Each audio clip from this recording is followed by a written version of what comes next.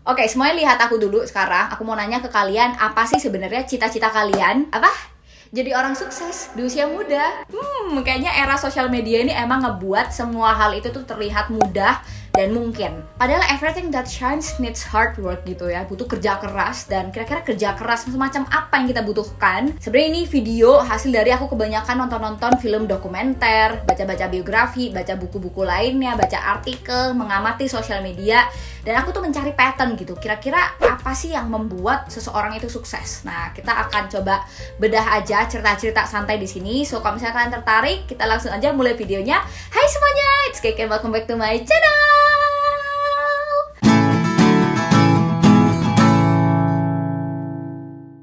Beberapa kejadian yang ramai belakangan ini, mulai dari flexing culture sampai binary options ya, yang terkuak kayaknya membuat kita akhirnya tersadari bahwa kita dan media kebanyakan itu terlalu over glorifying alias terlalu mendewakan yang namanya sukses di usia muda. Ya siapa yang nggak pengen masih muda, sukses, dan kok bisa instan gitu.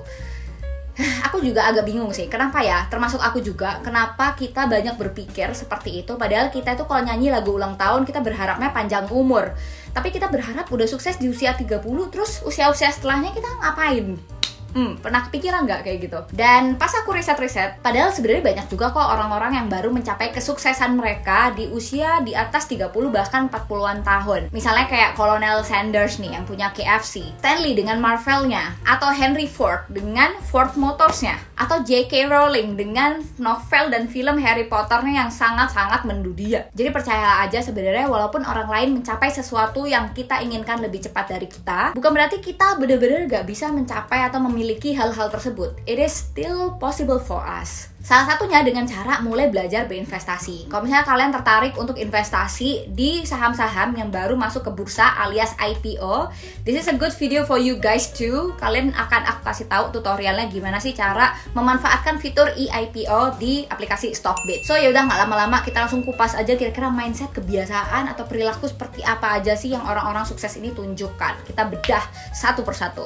Yang pertama, orang sukses tuh cenderung lebih suka menciptakan daripada hanya mengkonsumsi. Nah, ini adalah salah satu tanda yang paling kentara. Ketika banyak orang mengeluh, orang-orang sukses ini biasanya justru mencari solusi dan inovasi untuk menyelesaikan masalah-masalah yang dikeluhkan orang lain. Entah lewat bisnisnya, entah lewat konten sosial medianya, entah lewat project yang diinisiasi di kantor atau di kampus dia. Ya, kebayang lah ya, this is a huge difference between itu dan itu. Orang sukses dan juga orang-orang yang gagal, kalau dari pengamatan aku. Dan yang kelihatan banget juga adalah biasanya orang-orang ini tuh punya mimpi yang besar, visi yang besar, dan mereka tahu nih mau ngapain, tapi mereka juga tahu gitu gimana caranya membuat visi besar ini possible untuk dicapai dengan cara membuat inisiatif yang lebih kecil. Istilahnya kayak mimpi yang sebesar kue gaban gitu. Kue gaban itu apa ya? Pokoknya kue raksasa, terus dipotong-potong kecil-kecil dari satu, terus diurutkan. Kira-kira day by day apa yang harus dilakukan untuk bisa mencapai hal tersebut gitu. Kebayang ya?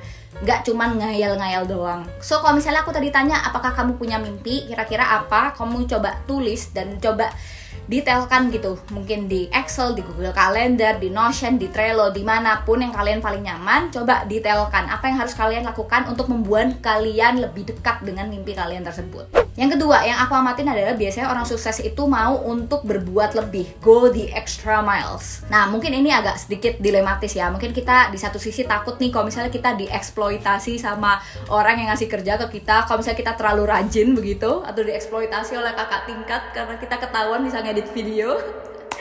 Tapi ya, kalau dari pengalaman aku sebenarnya, misalnya kalian udah tahu nih apa yang pengen kalian capai di tempat tersebut, kalian punya bigger value, bigger dream, sebenarnya doing something extra won't hurt you. Gak akan menyakitkan kalian kalau misalnya kalian mengejar di luar salary bulanan doang. Banyak kok orang-orang sukses di luar sana yang masih muda-muda, misalnya Maudy Ayunda, Taha Halilintar, Olivia Rodrigo, dan lain-lain. Sebenarnya yang ditunjukin ke kita mungkin 10%-nya aja yang udah kelihatan sukses, padahal mungkin dibaliknya mereka kurang tidur, stres mikirin konten, stres mikirin lagu, dan lain-lain yang mungkin nggak semua orang gitu mau untuk melakukan hal-hal yang di luar batas kayak begitu. Oke, terus ciri yang ketiga adalah biasanya orang sukses itu tahu bahwa keberuntungan itu sebenarnya adalah momen dimana kesempatan bertemu dengan persiapan. Emang sih ya, dari contoh-contoh yang aku sebutin tadi dan contoh-contoh yang ada di luaran sana, privilege memang pastinya berpengaruh terhadap kesuksesan seseorang sedikit atau banyak, tapi jangan sampai jadikan itu sebagai excuse. Nah, ini aku yang paling takutin dari diri aku dan generasi kita adalah menjadikan hal itu sebagai excuse. Apapun advantage dan disadvantage yang kamu punya sekarang, coba gunakan sebaik mungkin untuk bisa menciptakan privilege kamu sendiri, entah lewat pendidikan yang lebih baik, kekayaan yang lebih banyak, atau lewat status yang kamu dapetin dari lingkungan sekitar kamu gitu. Bisa kok, sebenarnya ada jalan untuk make your own privilege. Nah, ini aku nggak ngomong doang, mungkin kalian beberapa udah tahu ya, aku tuh sebenarnya punya disadvantage pas SMA, yakni salah satunya adalah aku nggak mampu bayar biaya kuliah. Aku anaknya single mother, terus di kabupaten pula nggak punya mobil dan lain-lain. Maksudnya keluarga yang biasa-biasa aja dan cenderung agak di bawah gitu sebenarnya. Tapi aku nggak menjadikan itu excuse untuk aku nggak bisa menyam pendidikan yang lebih baik. Ya akhirnya aku tetap mempersiapkan diri gitu, tetap belajar dari kelas 1, kelas 2, kelas 3 SMA. Jadi nilai rapor aku agak bagus. Abis itu akhirnya di awal tahun aku dipertemukan dengan kesempatan tawaran beasiswa bidik misi dan juga tawaran untuk cobain daftar SNMPTN di SBM ITB. Nah, kayaknya keberuntungan ini nggak akan pernah bisa terjadi kalau misalnya aku nggak melakukan persiapan dan mengenali kira-kira disadvantage apa sih yang aku punya. Mungkin orang-orang ngelihatnya kayak enak ya, bisa kuliah gratis di Bandung gitu. Cuman ya dibalik itu ada perjuangan guys, mohon maaf. Oke, tadi ketiga ya. Nah, sekarang lanjut yang keempat. Biasanya orang sukses itu tidak terjebak dengan yang namanya permainan status. Nah, ini mereka itu nggak terjebak ya sama kata-kata orang di sekitar dia yang bilang kayak, aduh kerja mulu, kapan senang-senangnya, coba habisin dong duitnya, pakai ngapain, kayak ngapain gitu. Ya mereka emang kalau mau belanja ya untuk kesenangan sendiri-sendiri, bukan untuk menyenangkan orang lain. Cause actually, honestly ya, people don't really care about us. Ya udah, mereka udah punya masalah-masalah sendiri-sendiri. Dan yang harus kita tahu ya semuanya, kekayaan itu bukan digambarkan dengan barang-barang mewah, tapi kekayaan itu sebenarnya adalah hasil pengurangan antara aset dikurangi dengan utang gitu.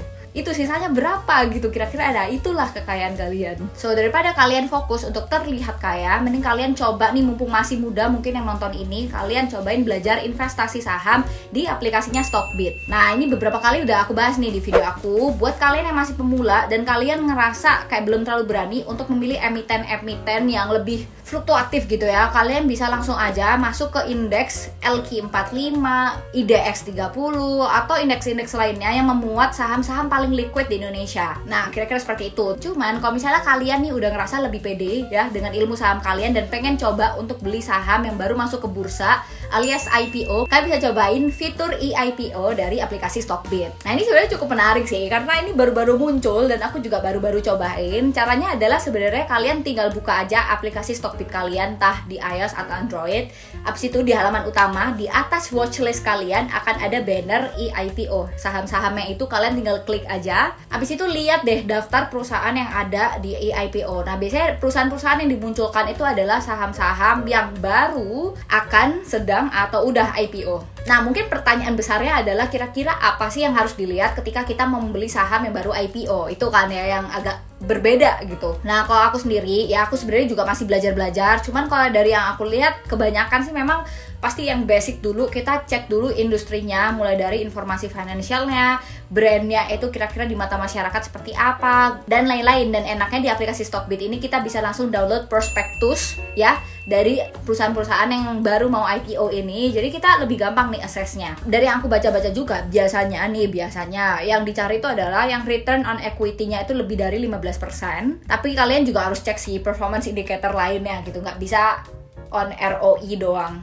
Nah, kalau misalnya udah, kalian bisa klik pesan, abis itu kalian tinggal baca-baca beberapa keterangan terkait IPO. Kalau udah, tinggal klik mulai penawaran. Nah, di sini nih, kalian tinggal masukin kalian mau beli kira-kira berapa lot, abis itu ekspektasi harga kalian berapa. Abis itu udah, kalian tinggal klik review pesanan aja. Pastikan kalau misalnya kalian mau investasi saham di emiten manapun, sesuaikan dengan tujuan keuangan kalian dan risk profile kalian. Terus abis itu biar nggak ketinggalan, mending kalian aktivasi juga notifikasi yang ada di aplikasi Stockbit, jadi kalian nggak ketinggalan lagi. Dan di masa-masa seperti ini kayaknya mungkin kita agak-agak khawatir, harus hati-hati gimana sih cara memilih investasi yang aman dan tepat. Nah, tenang aja, aplikasi Stockbit ini sendiri udah terdaftar di OJK dan BEI, jadi insya Allah aman. Kalau misalnya kalian mau langsung cobain, link download aplikasinya udah aku siapin juga di description box di bawah. Sekarang kita langsung lanjut aja ke poin selanjutnya. Poin kelima ini yang juga nggak semua orang tahu adalah biasanya orang sukses itu tahu kapan harus tinggal, kapan harus pergi.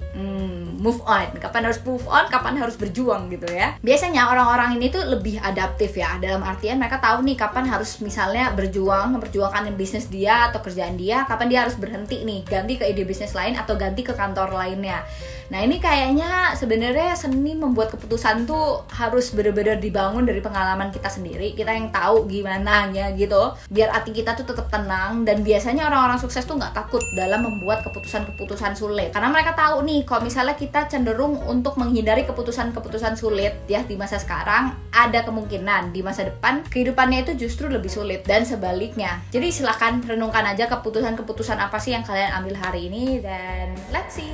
Oke, yang keenam, biasanya orang sukses itu tahu gimana cara mengkomunikasikan cerita mereka. Nah, ini adalah salah satu trait yang biasanya kita lihat ya di sekitar kita di zaman-zaman sekarang. Gimana sih cara mengkomunikasikan siapa mereka, apa yang mereka lakukan, dan kenapa mereka melakukan hal-hal itu. Yang bisa kalian lakukan mungkin dari sekarang, kalian coba dokumentasikan aja gitu. Apapun yang sedang kalian lakukan, entah lewat gambar, video, suara, dan lain-lain. Kalau kalian nonton film dokumenter, suka sadar nggak sih kalau misalnya orang ini tuh kok apa sengaja apa gimana ya kok punya ya video-video di masa mereka lagi memperjuangkan bisnis mereka dari garasi, mereka lagi ngapain lah, itu ternyata dokumentasi itu bisa berguna gitu. Nah aku akhirnya kayak termotivasi dari situ, terus kayak banyak sih ngumpulin video yang mungkin akan bisa aku gunakan di masa depan.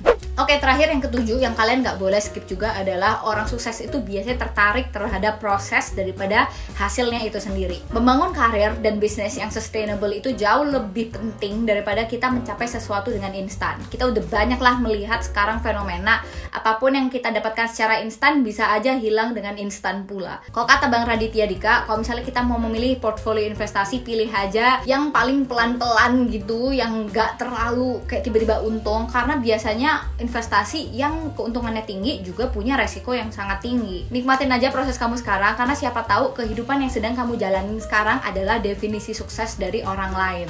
Bisa aja loh mereka menginginkan posisi di mana kita sekarang sedang berdiri gitu. Jadi bersyukur aja, dan terima kasih buat yang udah menonton video ini. Semoga video ini bisa encourage kalian untuk tetap mau berjuang mencapai apapun definisi suksesnya kalian. Ingat ya, sukses di usia muda baik, tapi sukses di usia apapun sebenarnya juga nggak apa-apa kok gitu. Mari kita normalisasi hal ini ya. Semoga video ini bisa salah satunya berkontribusi terhadap hal tersebut.